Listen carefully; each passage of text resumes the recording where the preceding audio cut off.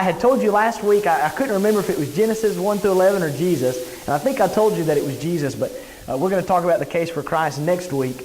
But this week, as you probably noticed, has been on the PowerPoint, is going to be the reality of Genesis 1 through 11. And what we want to do with this subject in kind of 2 or 3 sections is to talk about, number one, how we can know that Genesis 1 through 11 is historical and not mythical, which is what many skeptics are trying to tell us, is that the true Bible really starts at Genesis 12.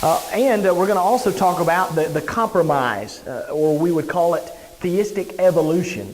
Those who would take the view that, well, Genesis 1 through 11 are true, but that God actually used evolution in those chapters, particularly in the creation. So we're going to look at that as well, and then hopefully, time permitting, a few discussion questions that we'll get into as well. All right, let's get started. Genesis 1 through 11. Why is it that these 11 chapters of the Bible are often attacked and are said to be 11 chapters that are not legitimate, although the rest of the Bible is claimed to be? Why do you think these particular chapters have been attacked so much? Okay, good. It's really all about evolution. We're going to get into some of that tonight, about evolution. Before we do, though, let's talk about some ways in which we can be sure that Genesis 1 through 11 is in fact historical and not mythical or mythological, or however they want to put it. What are some ways, before I just go into this, what are some evidences we have or ways we can be sure that Genesis 1 through 11 certainly did actually occur, and it is inspired just like the rest of the Bible? Mr. Mike? Okay, geological records, good. Geological records, absolutely. So we've got some evidences internally and externally when it comes to the Bible. Miss Barbara? The Hebrew word yom. Okay, good. We're going to talk about that one. The Hebrew word yom is going to be involved in that as well, absolutely. Having to do with the word day there in Hebrew. What about outside of those internally? What would lead us to believe? Let me put it this way. Maybe this will kind of help push you along. From Genesis 12 all the way through the New Testament, for all of that to be legitimate, why must Genesis 1 through 11 be legitimate? If all the rest of the Bible is factual, verse by verse, why would then, of necessity, Genesis 1 through 11 have to be factual as well? Exactly. It would be inconsistent. That's exactly right. All right, let's look at some reasons. Let me give you 5 reasons why we can be sure that Genesis 1 through 11 is historical and not mythical. Number 1, very simple and basic beginning here. The style and syntax matches that of chapters 12 through 50. What do we mean when we say that? Style and syntax. What does that have to do with a writing? Okay, good. It's written by the same person. It's not like Genesis 1 through 11 is just a completely different type of sentence structure, a completely different type of writing and style there. It absolutely matches and corresponds very evenly, not only by the chronological story, but also in the way that it is written, in the sentence structure. You know, when you get into books of the Bible and you're trying to decide, for example, the book of Hebrews. Who wrote the book of Hebrews? Not altogether certain. We're not altogether certain. But the ways that they kind of give their suppositions as to who they think wrote that book is by doing what? Why do so many think Paul wrote Hebrews? Because, yeah, some of the sentence structures and syntax, it matches, and the references to Timothy, and there are things and clues within the text that kind of help you see who the author is. And while we can't nail it down for sure, there are those who believe it's Paul, some Luke, some even believe it was Apollos or Barnabas or someone else. But that's neither here nor there. But for our study, Genesis chapters 12 through 50 and Genesis 1 through 11 certainly go hand in hand in that structure. There's no discrepancies there, so that certainly would not take away from the possibility of it being a reality. What about this one, though? Christ referenced the material in these chapters. Right? If the rest of the Bible is absolutely true, and Jesus references things that happened in Genesis 1 through 11, what would that by necessity mean? Has to be true. Has to be true. It wasn't just made up. It wasn't just added on and just some kind of myth. Let's look at a few verses. Maybe some volunteers. Can I get 3 volunteers to read? If you'll raise your hand, I'll assign you one, and we'll just knock these out. Mr. J.D., Matthew 19:5, if you're willing. John Lee, chapter 23 of Matthew, verse 35, the second one there. And then 24:37 of Matthew. Who will do that one? Or read that one for us? All right, Larry, I saw your hand first. Matthew 24, verse 37. We'll have a few other verses later, so if you're still willing, hopefully that will continue to be the case then. All right, Matthew 19 and verse 5. And says, for this reason the man shall leave his father and mother and join to his wife, and the two shall become one flesh. Excellent. Jesus speaking here, talking to these Pharisees who were testing him about marriage. How is it that verse 5 is a reference to something in the first 11 chapters of Genesis? Why did we choose this verse? When God created woman, He said that she and Adam would become one flesh. Absolutely. He's referencing back to the creation. In fact, in verse 4, and maybe I should have asked JD to read that one as well, but he mentions, have you not read that he that made them at the what? Beginning, at the creation. So he references the creation, he references that they were made, and he references that they too became what? One flesh. Genesis 2 and about verse 24 we read just that. And so Jesus references something that we're reading about in the chapters of Genesis 1 through 11, or in particular chapter 2 in this case. Certainly if the rest of the Bible is true, and they believe as they well do that everything Jesus said was inspired and legitimate, of course, and came from the very Son of God, then Jesus then is giving authenticity to these chapters in his statements. All right, chapter 23, verse 35, another example. That among you may come all the righteous blood shed on the earth, from the blood of righteous Abel to the blood of Zachariah, son of Berechiah, whom you murdered between the temple and the altar. Excellent. That was probably the toughest of the three readings right there. Excellent job, though. Who does he mention there that's only discussed as far as the book of Genesis goes in the first 11 chapters? Abel. He's talking about Abel, right? What chapter is discussing Abel? What chapter in Genesis? It's not chapter 2. Keep going. 5. Now go back. Right? Again, what we're doing here is we're seeing Jesus reference different parts of Genesis 1 through 11. All of this is legitimate, and he recognizes it, and he references it, in fact. Now, also Matthew 24, verse 37. But as the days of Noah were, so shall also the coming of the Son of Man be. For as in the days that were before the flood, they were eating and drinking, marrying and giving in marriage until the day that Noah entered into the ark. Excellent, excellent. Who does he reference there from Genesis 1 through 11? Noah. And the account thereof. Noah. What chapters was Noah in?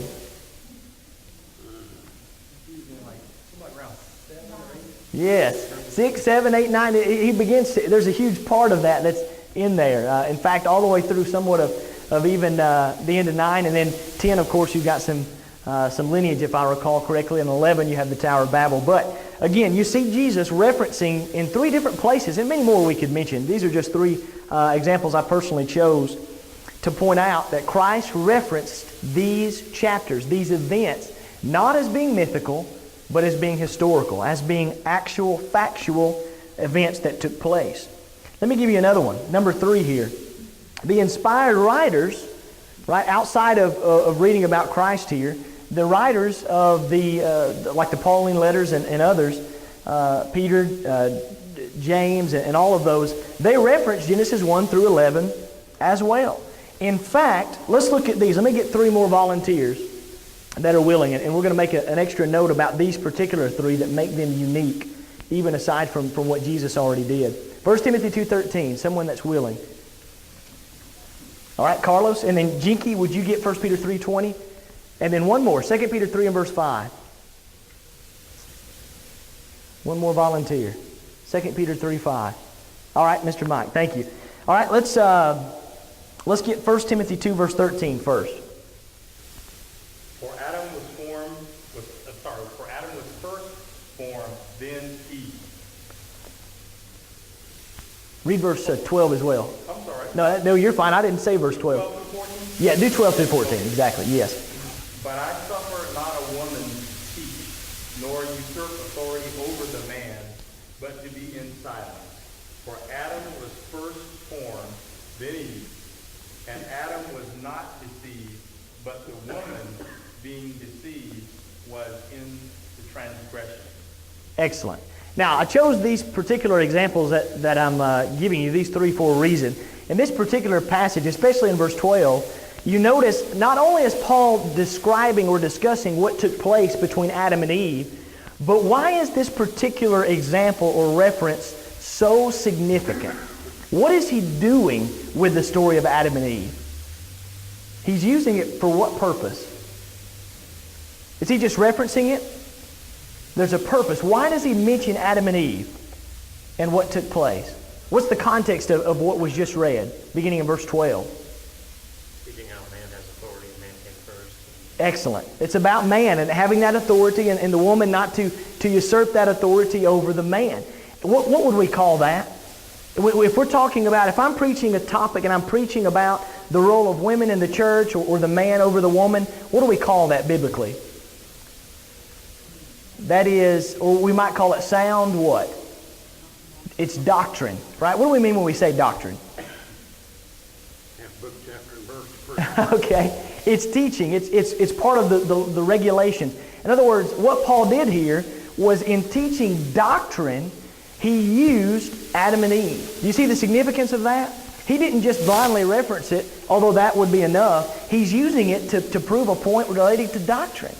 Right? In other words, if Genesis 1 through 11 are not true, then this is just hocus pocus. The teaching and doctrine based upon women, and of course some believe that to not be true apparently because they're doing it anyways and women are usurping authority. But we know that, of course, not to be biblically what is taught. The same could be said for 1 Corinthians 14, which is along that same principle. What about 1 Peter 3 and verse 20? Speaking of doctrine. Who once were disobedient when the patience of God kept waiting in the days of Noah, during the construction of the ark, in which a few, that is, 8 persons, were brought safely through the water. Excellent. Peter there, inspired writer, references Noah and the flood. And in fact, I know most of you, if not all of you, are very familiar with that passage. Verse 21 is going to tell us about what? Baptism. He's relating Noah and the events of the flood and showing how that was a type or a picture of what? Baptism. And baptism, he says in verse 21, also doth now save us.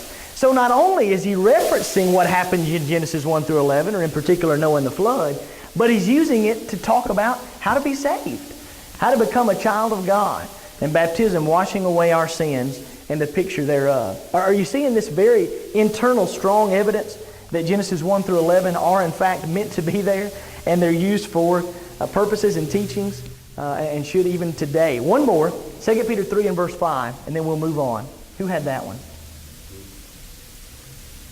Oh, yes, thank you. For this they willfully forget, that by the word of God the heavens were ordained, the earth standing out of water and in the water, by which the world that then existed carried, flooded with water. Excellent. Very interesting passage. And I chose this one not necessarily for the doctrinal part, but just because I think it's very interesting in our subject. Verse 6 there, you see him referencing the flood. But verse 5 says that the earth was standing out of the water and in the water. What does that mean? Some of you have some other versions there. It's worded a bit differently, but what is he referencing there in 2 Peter 3 and verse 5? What do we know about the antediluvian world? What do we mean by that, antediluvian? Before the flood. What is that? What is the time before the flood? What was the world like? It never rained. Okay, it never rained, did it? Why not? Why was there no need for rain? Why were people living over 900 years in their age before the flood came? God furnished nourishment for plants and for people without rain. Okay. Coming up. Yeah. From Dew, instead of falling, Yeah. it was coming up. Absolutely. The mist from on the ground. But what was keeping, let me be more specific, what was keeping, say, things like UV rays from damaging? Okay, good. Water was surrounding the earth, right? There's plenty of biblical evidence for that what we call the water canopy. It was surrounding the earth, that layer of water. In fact, when the rains came, when you're just reading, you might not really catch what he's saying there, but when he says the heavens opened, the doors opened, it wasn't just that clouds were pouring out rain. That water canopy, the picture seems to be, was released onto the earth. And it absolutely covered it over a period of 40 days and 40 nights. And so in 2 Peter 3:5, Peter references how the earth was before the flood occurred. And of course in verse 6 he mentions, thereby the world was perished, being overflowed with that water. The earth was in and out of that water. Very, very interesting text there, I think. But again, what we're looking at is these references back to Genesis 1 through 11. Any comments or thoughts or questions so far? I'm moving quickly and I don't want to overlook anyone. All right, number 4. The fall of man, if Genesis 1 through 11 is not legitimate, if it's not historical and factual and inspired, the fall of man would not be real. I think a lot of times when folks just kind of adopt these views, they don't really think it through. They don't really think about the consequences to take such a view. If you take out Genesis 1 through 11, then there is no fall of man. What does that mean? That sin didn't enter the world by Adam and Eve. None of that took place. You see the implications. And kind of coupled with that, number 5, and finally, the seed of woman, Genesis 3 and verse 15, the seed of woman came through who? The very first man that was ever created. Adam. The seed of woman, Genesis 3:15, remember the seed and the bruising of the heel and the blow or the crush to the head. What is that seed, or who is, I should say, that seed of woman that's being prophesied about in Genesis 3:15? Christ. That prophecy is not legitimate. It's not factual. It's not inspired if you take out Genesis 1 through 11. The seed of woman didn't come through Adam because Adam never existed. It's not true that he was ever there to begin with. You're talking about some serious implications when you try to take Genesis 1 through 11 out of the Bible. And of course in Matthew chapter 1, when you actually see the lineage of Christ, right, he talks about the generations and he goes all the way back to what man? To Adam. All the way back to Adam. And so you get the idea. So we can't take Genesis 1 through 11 out. But I think for the most part, that's not really a problem in the Lord's body. I don't really see that a lot, personally, at least in my experience. I know it's not very much. But I don't see much of that going on right now. What I do see infiltrating the churches is this idea of kind of compromising that Genesis 1 through 11 is true, but God fit evolution into that picture, or into Genesis 1 through 11. And there's a lot of good brethren that are buying into this and believing it, and we're going to look at why. Let's talk about theistic evolution. Before we get into the theistic evolution or the compromise, let's identify what we mean by evolution. And I think we all understand this, but what is, somebody in your own terms, what is evolution? I mean, you hear it all the time, but what in the world is it really? You said it 2 weeks ago or 3 weeks ago. It started from one little speck and developed from there. Okay, good. You got that big bang, right? And they talk about this little amoeba or this little tiny microscopic thing, and then everything just came from that over time, right? The technical definition, at least the one that I found, was put this way. Evolution is the change in the gene pool of a population from generation to generation by such processes as mutation, natural selection, and genetic drift. Now, we're not going to dive into those particular 3 aspects of evolution, not tonight anyways. But evolution ultimately says that mankind came from what? Yeah, exactly. Just these ape-like creatures that were before us. And so through time, the genetics changed through natural selection and adaptation and all of these things, and eventually we came about to be. Now, how much time is needed for evolution, as it's taught, to be able to take place? Yeah. Millions and millions, even billions of years are required. How old do they say that the earth is currently, by the way? And I've heard there's some different numbers, but how old do they think earth is, evolutionists? Yeah, it's in the billions, isn't it? It's several billion years. It seems like I saw somewhere that they thought it was over 6 billion years old. Somebody said, and their number's going to, but it's multiple billions of years old according to Now, if you, biblically speaking, if you are a child of God and believe this book to be inspired, and I pretty much believe everyone in here does, how old would the earth be approximately? Now, Yeah, around 6,000 years, right? Around 6,000 years old, maybe just a little more. There's a big difference between 6,000 and 6 billion, isn't there? That's a huge difference. Well, let's get into this a little more. What we do agree with, evolution-wise, is something called, well, let me put it this way. There is microevolution and there is macroevolution. Which one is it that we know to be scientifically true as we have observed it take place? Micro or macro? Microevolution. What's the difference between microevolution and macroevolution? Okay. You can actually observe it. That's right. Absolutely. Definition-wise, microevolution, small changes in the gene pool that do not result in a change of species. What does that mean? monkeys stay monkeys and people stay. That's it. In other words, everything produces after its own kind. Microevolution. Is that biblical? Absolutely. Do we see microevolution take place among species? Do their genetics somewhat kind of change within their gene pool, within that same species? Is it possible you get different colors and things evolve in that sense? Absolutely. But have you ever seen two animals, or rather a species, two animals of that same species produce another species? Or two species get together and create a different species? We've never observed that. That is macroevolution. Now, Kentucky doesn't count. We don't. There are sorrel mules in Kentucky that you take a sorrel mare, that's a horse. Okay. Pair her up with a jack, and they'll come up with a sorrel-colored mule looking thing. Okay. But is that a different species? But I see what you mean. You can kind of. You can get on the edges of it, but you can't. Right. Yes. Those two, no matter how well, we won't go to that detail, but those two would never create a lizard.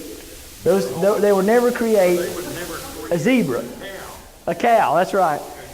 That's what macroevolution is, and this is the false aspect of evolution. Large changes in the gene pool, which do result in a change of species. This is where we have the issue. This is where you need billions of years, and this is where people try to insert macroevolution into Genesis 1 through 11, in particular Genesis chapter 1, in the creation. All right, let's turn back to Genesis 1, and we're going to stay in Genesis pretty much for the rest of our study, for the most part, with one or two exceptions.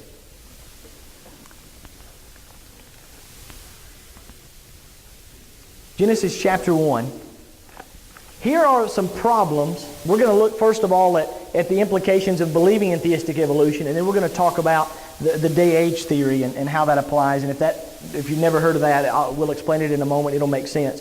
But Genesis chapter 1, what I'm going to put up on the board for you and what I'll say aloud is what evolution teaches. And so what we're doing here is we're seeing issues. I want you to see the problems of trying to fit evolution into Genesis chapter 1. And trying to say that God used evolution. That's what we mean when we say theistic evolution. God used evolution. There is a God and there is evolution. And so people want to just accept both of them and put them together. Well, here's some of the problems. Evolution says that the sun was the first light that the universe ever had. Light did not come until the sun evolved in that Big Bang, right? Do you see any problems there with Genesis chapter 1? Let's talk about, very quickly, because I think this will really help us, let's talk about the 6 days of creation. What happened on day 1? This will help us for the rest of the study to remember this. Okay, good. Light. Light was on day 1. What about day 2?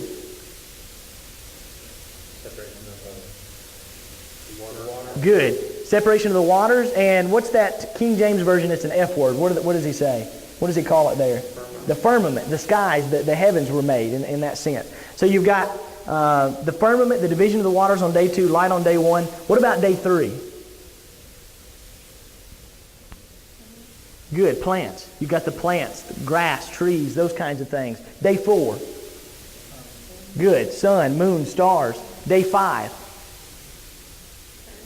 Birds and fish. Good, birds and fish. Right, you remember this from, I know this is like, people want to say, well, that's something you learn in kids class. Well, we need to know this always, right? Day 6, this is Bible. What's day 6? Good, land animals and man. Excellent. All right, remember those 6 the best you can. Day 1, light. Day 2, the firmament, the division of the waters. Day 3, flowers, plants, grass, trees. Day 4, the stars, sun and moon. Day 5, birds and fish. Day 6, land animals and man. Now, keep those in mind, because what we're about to do, if you remember those or close to it, will really help to make this a lot simpler to explain. So, number 1, evolution says the sun was the first light. Now, knowing the days of creation, is that biblical? Genesis chapter 1. No. Because again, we just said the sun came on what day? 4. What day did light come? 1. Day 1. Excellent. So right off the bat, we try to put evolution into Genesis 1, and we've already got a major conflict when just referencing light. Light was created before the sun ever was here, at least 3 days before. Genesis 1 and verse 3, God said, "Let there be light," and there was light. Genesis 1:16 is your reference to sun, moon, and stars there on day number 4. Let's keep going. Reference these rather quickly. Evolution says that waters seeped from the interior of the earth over time to form the oceans. Okay, the land, the earth was physically already here, and the interior, from the center of the earth, apparently the waters just kind of came through, and evolution brought about the oceans in that way. Which came first, land or water? Water. Question. Now, it's kind of a tricky one. Think about it for a minute. When did God create water?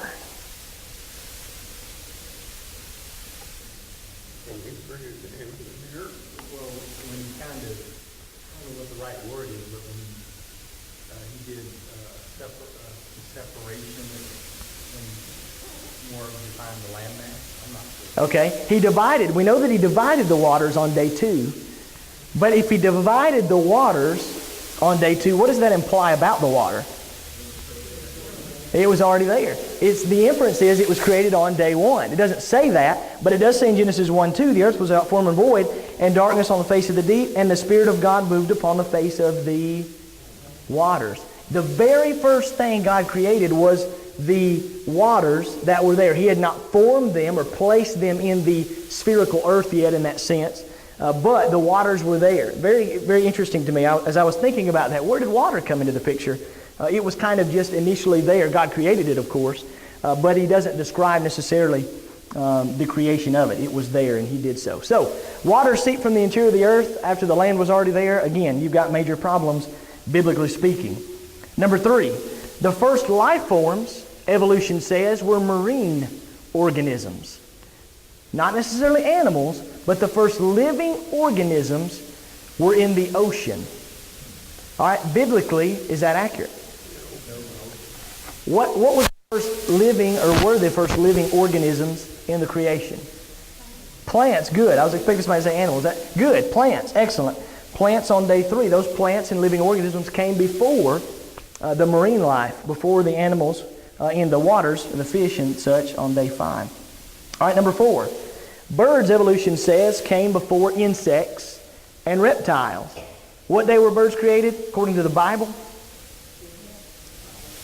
You'll remember this by the time we leave, won't you? Birds were made on day 5. Excellent. And reptiles, insects, creeping things were made on day 6. Again, all of this is out of order. All of this contradicts Genesis 1. Macroevolution, this idea of things changing and having different species. Look at just a few. We won't look at all those, but Genesis 1 through 11. Not 1 through 11. 1 verse 11, I should say. Genesis 1 verse 11. God said, "Let the earth bring forth grass, the herb yielding seed, the fruit tree yielding fruit." What are the next 3 words? After his kind. Right, there it is. Microevolution, sure. But macroevolution coming out of a different kind, right? Of the same kind producing another kind, absolutely not biblical. Verse 11, verse 12, verse 21, verses 24 and 25. Over and over and over again, when God created living organisms, He always said they would only be able to produce after their own what? Their own kind. Absolutely. Evolution certainly does not teach such. Of course, we are descendants from ape-like creatures, evolution teaches. Genesis 2 and verse 7 says that we're created from what? We were created in the image of God. And what did He literally take to form us? The dust, the dirt of the ground. What you turn back to? Genesis 2 and verse 7. Nothing about dirt and apes seemed to be similar there. Quite a difference. And then number 7, evolution took billions of years. Genesis 1 verse 31, I have listed up there. Genesis 1:31. After each of the days, you notice, probably have noticed anyways, that He says that the what and the what were the first day. The what and the what were the second day. Over and over again. What does He say at the end? The evening and morning.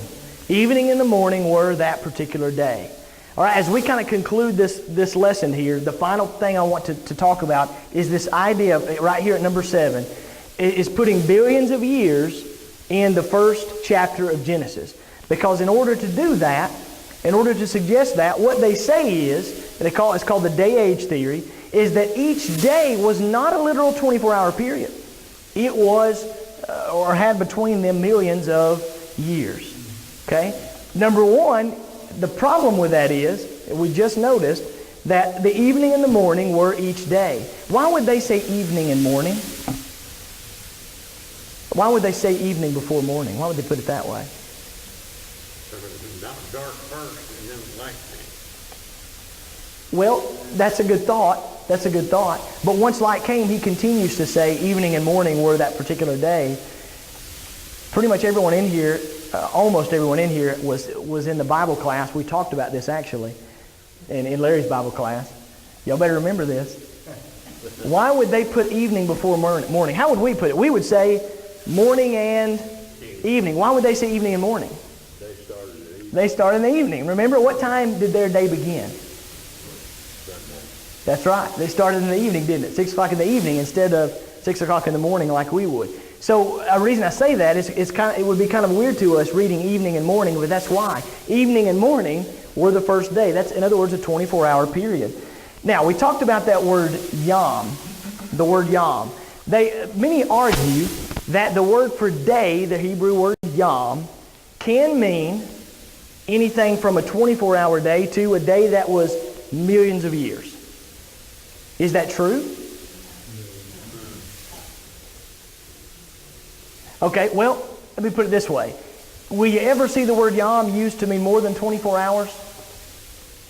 I think you will. I think you will. I think it is possible. But what we know and what we stand by and can understand is that any time the word yom has a number associated with it, it's always used as a literal 24-hour day.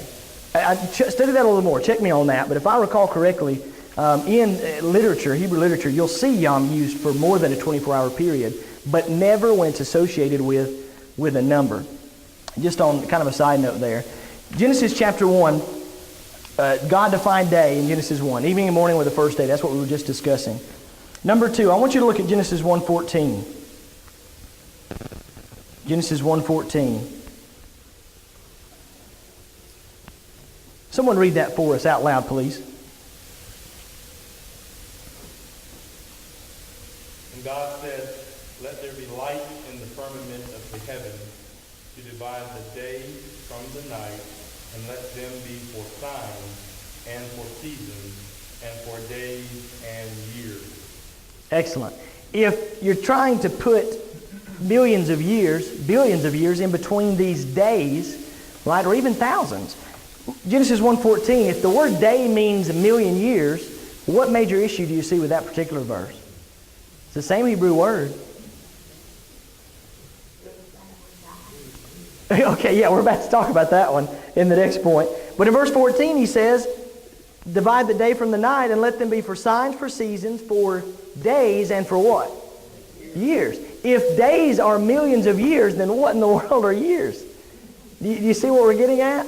It doesn't make sense that Moses here is writing this and meaning millions of years, because in Genesis 1:14, just one example, you see him reference the distinction between a day and a year. And that's on top of these evening and morning references. But let's talk about this one. I know this is where we're wanting to get to. I can tell some of you already have this on your mind. And let me slow down for a minute. If you were to place millions of years between each of these days, okay, if you get nothing else, if I've gone too fast for you, then pay attention to me right here, because this will be enough. Genesis chapter 1. If you were to insert millions of years between each of these days, what major problems arise? Think about your days again. When did it change? Is what my question would be. When did a day change? Did a day change from millions of years to one day and one night? Sure, that would be a great question. When did it change? When all of a sudden did the day have a different meaning? And they would say, of course, that it only meant that here, and then the rest of the time it means regular days. But well, you wouldn't really have anything to connect to what would constitute evening and a morning cycle in that regard. yes, You don't have anything to calibrate that when if you're going to assert on the one hand that this means all these expansive, this day is an expanse of years, then how do you now come back and redefine what is an evening and a morning? You won't be able to do it logically. absolutely, absolutely. Evening and morning. How do you explain that? How would a million years be an evening and a morning? That just doesn't even logically fit. But think about this. Let me narrow this down a bit more so that you're on the same page with me. Think about your days again. Let's say day number 3 there. Day number 3, you have flowers, plants, grass, trees. What do those plants, grass, trees, and flowers need in order to survive? They need sunlight. When was the sun created? Day 4. Where are we going with this? How they survive. Thank you. We're just making sure you're paying attention. If between day 3 and day 4, between the creation of flowers and trees and grass and the sun was millions of years, what had to have happened to every one of those plants that were created? They would have died. They absolutely would have died. Furthermore, how do plants reproduce? Seeds inside them. Okay, seeds and... Well, that's how they... Yeah, that's... But that would be related to the sun. Insects, or what's that P word? Pollination. Pollination. What do plants need in order to reproduce, to pollinate, to spread their seed? They need insects. They need bugs, right? They need bees. They need those things. So if you've got day 6, from day 3 being millions and millions of years, again, what problems or issues arise there with these plants? There's just no way. It's just not possible. These plants would have died. Yes, sir. So what was producing the light before the sun was created? That's an excellent question. Excellent question. What was producing the light before the sun was created? And this light we're talking about is really, the sun is really only Yes. useful for the earth and the planets. Absolutely. Places in the galaxy. Absolutely. Like the galaxy, they have their own sun. Right? Absolutely. What do you think? There's two ways, and we can't really know for sure, but there's 2 pretty good, I think, answers to that question. What do you think? And there may be more that I haven't thought of. Certainly very possible. How was there light when there was no sun? Okay, good. First of all, what do we know about heaven? What's the light of heaven? There's no sun there. It's God. God is the light. So it's very possible that was the point in which God made himself that light, produced that light when he created it. So at that point, light was not there. But when he created the light, he was that light. So that's one possible answer. What would be another option? It is God we're talking about, so he could have literally just created such a thing as light, and it just wasn't literally there. I have to think about that one a minute. But in other words, you didn't have light yet. It was going to come from the sun, but he created it even before. I don't like that answer as much, but I guess it is a possibility. But it seems probably the best answer, at least in my opinion, and maybe some others have different thoughts there, but would be that he himself was that light, that he created it at that point. But that's a great question, and knowing for sure is very, very difficult because he doesn't tell us. Barbara, what do you think? Jesus was there That's right. in creation, and we know that he is light. He is light. That's it. Absolutely. He's referenced as light, isn't he? In fact, it tells us that he is the light of heaven. He is the light that we'll have. It's pretty neat. There's no need for the sun there.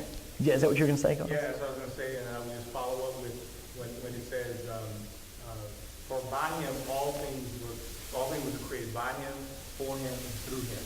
Absolutely. He was there, and he is the light of men and the light of the world. I am the light of the world. It's very easy nexus to make that all these things are possible, and that is what it emanates from. It says all things were created by him, for him, through him. Absolutely. Absolutely. Hebrew writer made that so very clear. Great question. Any other thoughts about that particular thought? Does that kind of answer?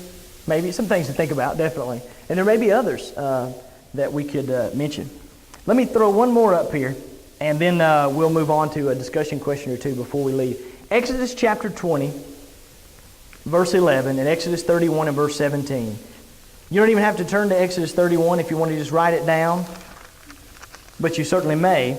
But we'll just read, for time's sake, Exodus 20 and verse 11. Exodus 31:17 says the same thing. It's pretty much just a sister passage, almost identical. Someone read Exodus 20 and verse 11.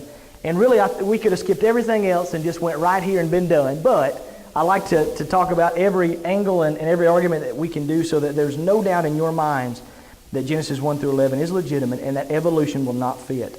Exodus 20 and verse 11. Anybody that's willing. For in 6 days the Lord made heaven and earth, the sea, and all that in them is, and rested the seventh day. Wherefore the Lord blessed the Sabbath day and hallowed it. Excellent. The Lord made the Sabbath day on day 7. Of course, we know that they had to do that every seventh day. That was a weekly thing, not over millions of years. But even more than that, you've got that word yom here, the word day, and what is before it? Not only is it a number, it's what number? 6. In 6 literal 24-hour days, Exodus 20 and verse 11, and chapter 31 and verse 17, God created the world. I don't know how you get around that one. I've never heard someone get around Exodus 20 and verse 11. It's pretty clear right there. And that's not found in Genesis 1 through 11. That's part of the Bible that these folks claim that they do believe is inspired and accurate. Any other thoughts before we move on to some discussion? Carlos? Yeah, I like just where we read, how it says in the 8th verse, remember the Sabbath and keep it holy. We went on down there, and then he starts talking about the commandment. And I was just looking at this real quickly. Everything in that passage is, there's nothing in there that's figurative. Nothing, these sins are, thou shalt not commit murder. That's a literal thing to do. And so there's nothing allegorical. That's a good point. Anything about anything in this scripture. So why would we suppose that we could, look at here and start looking at days or something? That's a figurative. Say, well, but that is allegorical. Absolutely. You can't do it. That's a great point.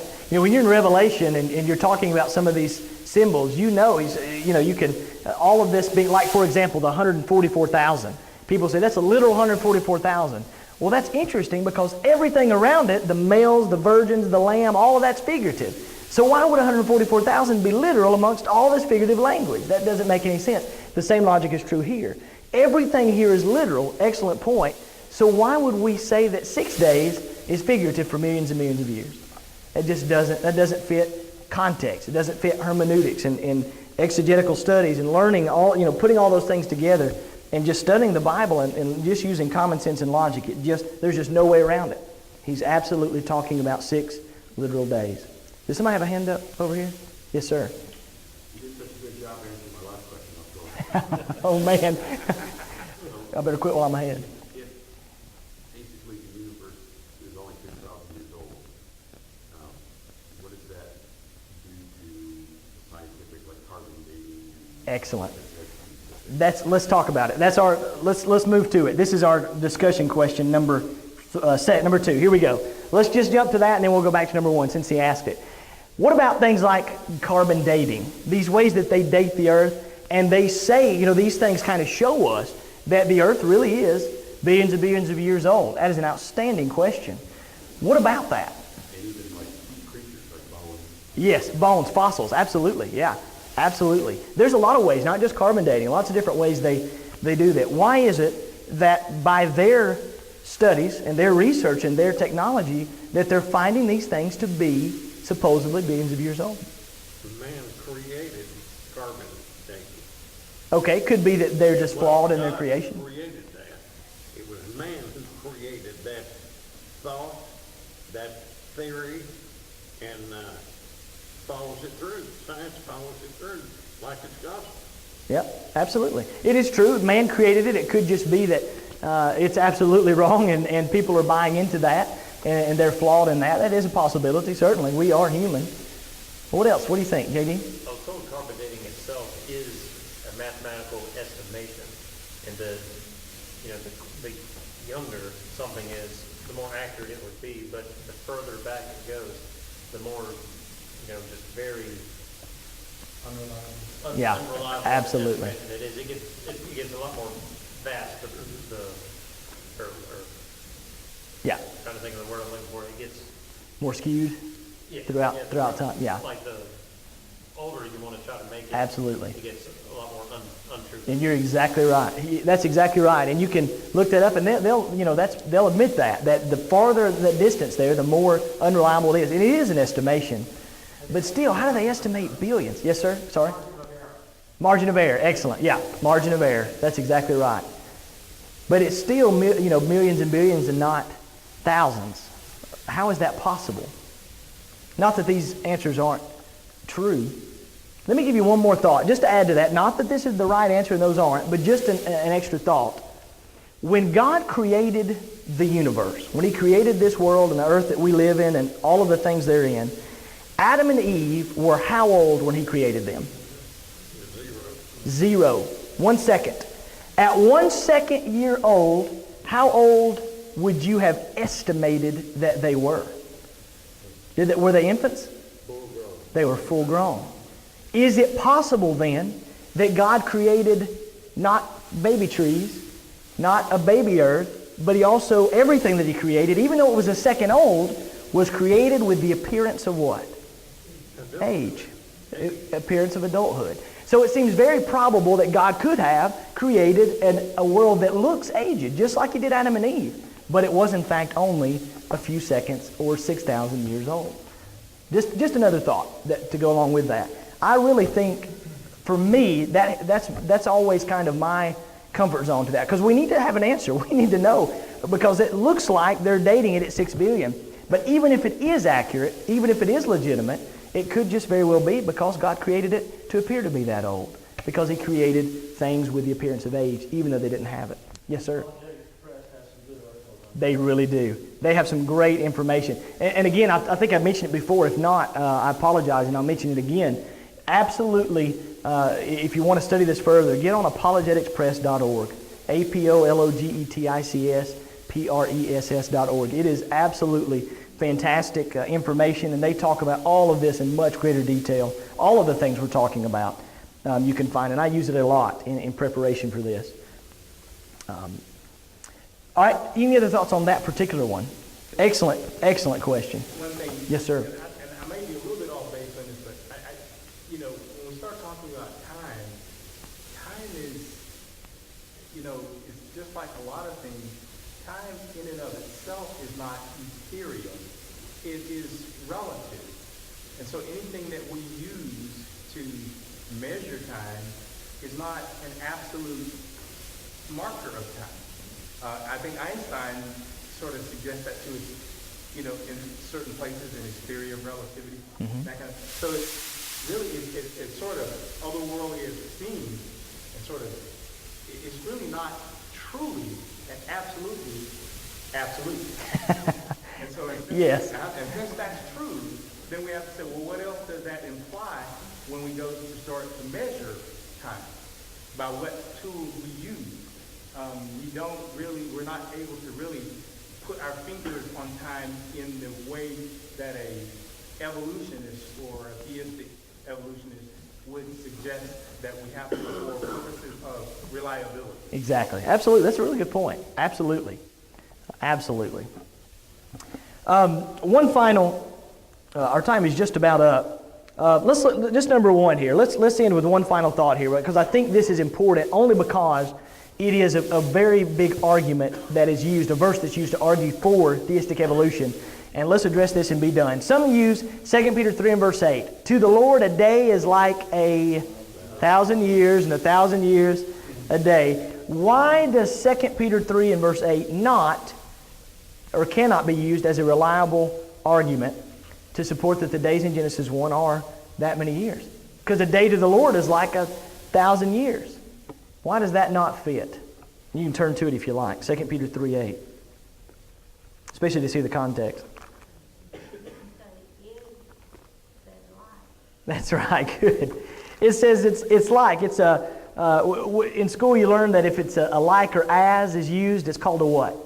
Simile. A simile. Not. It's a comparison. It's not necessarily saying it's true. Be not ignorant of this one thing. One day is with the Lord as 1,000 years, and 1,000 years as one day. What's his point there in that context? Time has no meaning to God. That's right. Time doesn't.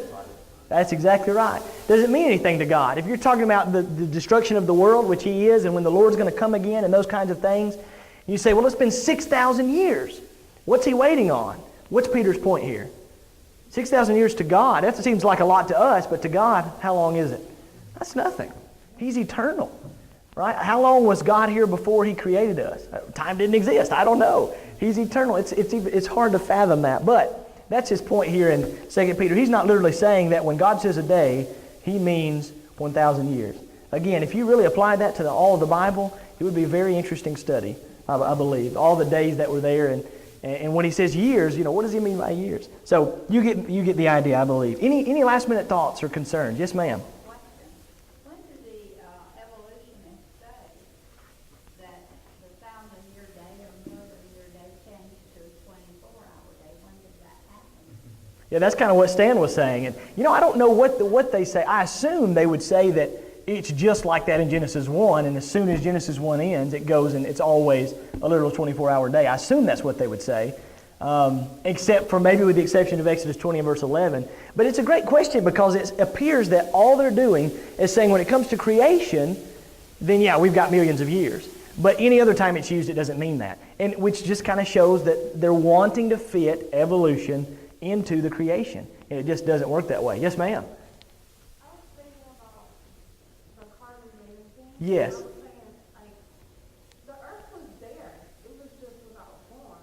So, technically it was old when he started. Oh, yeah, I see what you're saying. Yeah, because we don't know exactly when he literally started it. You can, I guess, assume it was day one, but yeah, that's true. There was the water, the land wasn't there, and the trees and stuff, but the earth, who knows how long, I guess if you counted that water, how long that, has been there. That's an interesting thought, absolutely. And even the process of conversion, when it went from...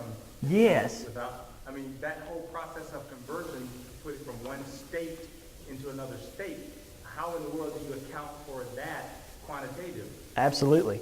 And again, by the way, they talk about how long it takes for things to fossilize. What could have happened, Genesis 7, 8, 9, and 10 or so, that could have caused things to fossilize so rapidly? A flood, absolutely. That would certainly help to take care of the fossil issue as well. All right, our time is up. I'm so thankful for y'all being here and your good discussion. And I hope that in some way, shape, form, or fashion, as always, that this study has helped you to grow in your faith and to know that when you're reading Genesis 1 through 11, it is absolutely the inspired, factual, historical Word of God. We can take it to the bank, and absolutely as Christians, we do. Thank you so much for your time and attention tonight, and God bless each of you.